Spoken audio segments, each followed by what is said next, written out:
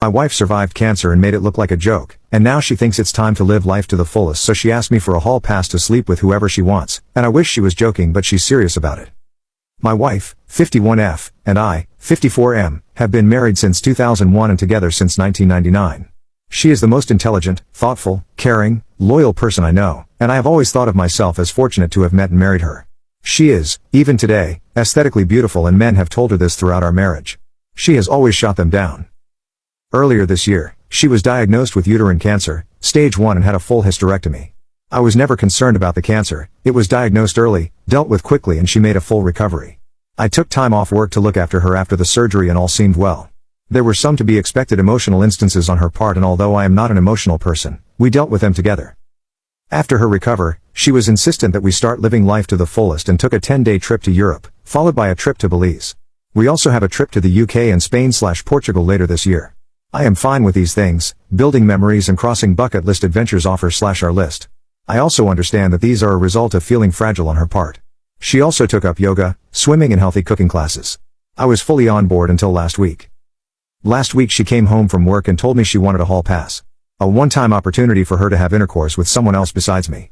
She said that since her cancer diagnosis her outlook on life has changed and she doesn't want to be handcuffed from doing things she once do. She explained that there is this guy at her work that she has always had some attraction to. He is leaving the company and she will never see him again, so this is the perfect opportunity to sleep with someone else. She said that I could say no of course, but that she would be mad/disappointed at me for an indeterminate amount of time and that it would be confirmation of my male toxicity and insecurity. I don't consider myself to be toxic, and if not wanting your wife of 20 plus years to have intercourse with someone else is insecure, then I guess I am insecure. I told her that I appreciated her talking to me about this, but approval via coercion is not approval. I also said that I do not appreciate her language in describing my, as of yet, unknown reaction to this very large issue that could affect the rest of our marriage/life.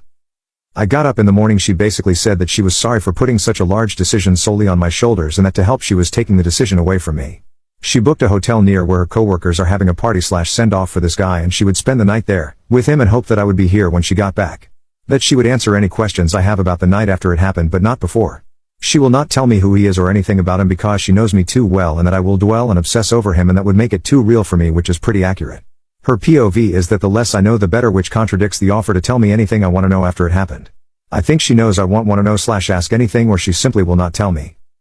Part of me thinks, at least she has been honest with me, and she has been through a lot since finding out she had cancer, so maybe I should just let it happen. I certainly have no concept of what she went through, so I cannot dismiss how this affected her mental state/outlook on life. Part of me wants to put my foot down and say this is not going to happen and deal with those consequences when they happen. Her BFF called me callous for even suggesting that I wouldn't let it happen, because I have no idea what she went through. I find it hard to believe that she is okay with the possibility of throwing away 20 plus years of marriage over some guy that she has had no relationship with outside of work, and that I should just call her bluff. Maybe she thinks similarly that I won't throw away the marriage because of one encounter. I just don't know what to do. I empathize with her, and then an instant later I am angry with her. Part of me wants to know who this guy is.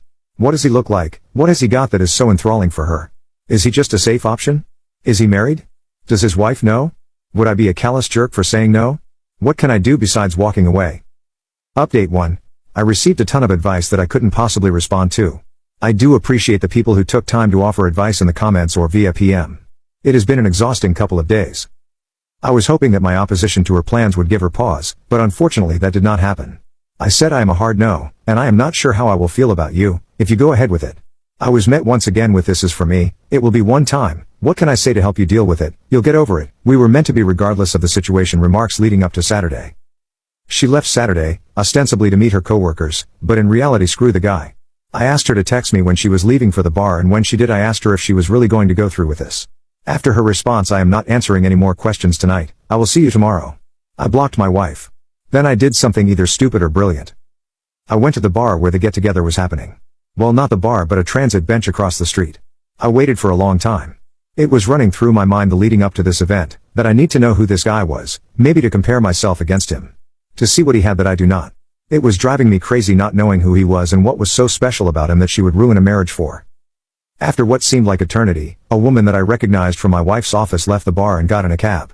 Soon other people started filing out and a whole group came out and people were hugging a man and shaking his hand. I assumed that I had my guy. I didn't see my wife and had a brief thought that maybe she called it all off. I unblocked her and there were no messages. Everyone said their goodbyes and left. Dude was standing outside for a few minutes and then my wife came out. She looked around, took his hand and started walking away together. Of all the emotions I went through, trepidation, sadness, anger, it was disgust that really encapsulated the event for me. This guy was short, fat, and bald, all the things I cannot compete with. Ultimately, I felt like a pervert for watching from a distance. I followed until they got to the hotel, and then turned around and went home. I woke up Sunday morning and put a lock on the master bedroom door.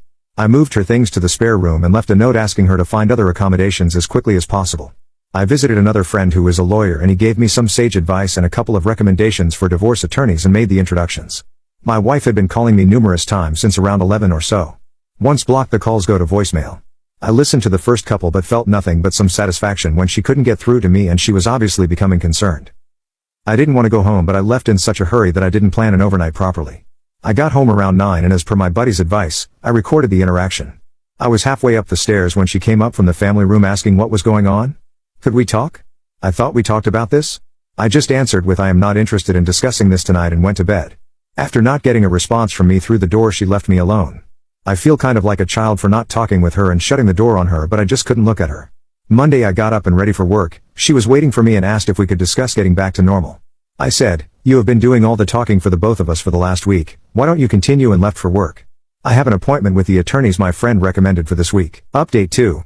My lawyer wasn't available for a few days, so I was faced with the reality of having to live with my wife in the interim. I really didn't want to go home and have any discussion, let alone a discussion about our relationship. When I did get home, I was basically ambushed by her friends and my mother-in-law. Instead of taking the remorseful approach, they decided that a full court press was what the situation warranted and I was basically berated by them. The BFF was definitely the ringleader, but all of them decided to say such things as, "She's been through a lot, you don't know what she's been through, you have no idea what it is like to face something like this, this was a one-time thing, at least she told you she could have hidden it from you, she will never see the guy again, and my favorite, you are a jerk for what you have been putting her through these last couple of days." I listened and when there was a lull in their fury, I asked if they were all done now. Then I asked my wife if there was anyone in her circle of friends or anyone else that she forgot to tell about this. I quietly informed all of them that I was going to sit down with their husbands and tell them about how they verbally abusing me, shaming me and trying to coerce me into staying with a cheater. After I told them to leave, I said that I had no say in entire event and so they have no say in whether I stay or not. My STB ex-wife sort of apologized. She said that she regretted the entire thing. I said there is a difference between regret and remorse. You regret what happened because of the cause and effect. You have regret because your life will never be the same, our relationship will never be the same because you were wholly and willfully unconcerned about me and what I wanted. She asked if I had any questions that she would answer them now, no matter how disturbing. I said that the one question I do have is why. Not necessarily why this guy, why this low-end unattractive, unfit guy, but why someone else in the first place. She said that the cancer scared her to her core. She felt like she was rushing toward mortality and stepping out of that tunnel was appealing. She said that after all this time of being a wife, and mother and worrying about family, this was something just for her. An escape. The guy was just someone who was interested in her for a long time. She knew he wouldn't say no and was completely opposite to me. I said if I was going to risk my marriage, the woman would have to be a serious upgrade from you. I told her that I saw you and him coming out of the bar that night. I watched you walk away from the bar hand in hand towards the hotel. I said that you looked too familiar with each other and asked if there was something going on before all this. She said no, but who knows if that is the truth or not. I said that after all our years together, your lack of respect for me was astonishing. I finished by saying that I would never be able to look at myself in the mirror again if I condoned that level of disrespect and stayed with you. I said I hope we can go our separate ways amicably and that I have an appointment with a lawyer later in the week. I again asked her to find some other accommodations and she simply said, "I am not going anywhere. We are not getting a divorce. I will give you all the time you need and do whatever you need to recover from this. We will get past this." She has asked me to go to marriage counseling, which I refused. Why would I go to counseling? I did nothing to warrant needing a therapist's advice. I had her served and gave her a notice to vacate. The house is my premarital asset. She has moved in with her mom, but I find her constantly coming by to see if I need anything or making suggestions like what if we had an open relationship only on your side or threesomes, which seems kind of desperate and pathetic. Rebuffing her constantly and telling her she has to call to ask permission before coming by and finally seems to getting through to her that there will be no us going forward. She has said that she will drag the divorce out for as long as possible, but so far has been compliant. The worst part of all this is telling my daughter that we are getting a divorce and why, followed closely by her begging me to give her mom another chance. I am not sure I would have been afforded the same consideration if I was the one who was cheating. Update 3. There is not much to report. We are in the process of getting a divorce, however where we live, we must be legally separated for 1 year. My STBXW has said that she will give me whatever I want in the divorce if I agree to attend marriage counseling, but I am not interested. There was a bit of back and forth while we worked out what separation looks like in everyday life from this point forward. As a result, we have only just agreed to the confines of the legal separation, so as we move towards defining the divorce language, maybe my stance may change. The house was a premarital asset, so she has no claim to it.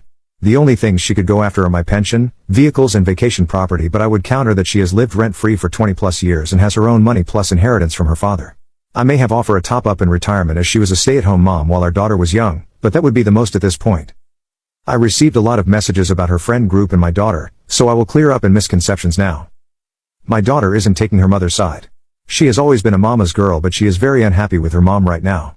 Her initial reaction was just shock and held out hope that we would work through any issues and stay together. Now she accepts that is not going to happen. She has been limiting her interactions with her, but at the end of the day, she is still her mom. The friend group husbands were upset at the level of complicity of their wives in aiding and abetting the contact/cheating and made them cut off my wife, but that seems to have been forgotten at this point. The BFF was the ringleader and seems to have taken perverse pleasure in actively creating scenarios where they would be in contact. At the very least encouraging to the point of causing her husband to question her motives. It turns out she didn't like me at all and this was her way of sticking it to me. I guess she wins. The BFF's husband said that there was some explicit texting in his wife's messages but said he is dealing with it. We did meet up with him being apologetic for his wife's complicity, but it is not his fault and just want to move on. I have decided not to date anyone for a while. I will not be getting married ever again. So that is it. I doubt I will post again unless she wins the lottery and I find it my heart to forgive her.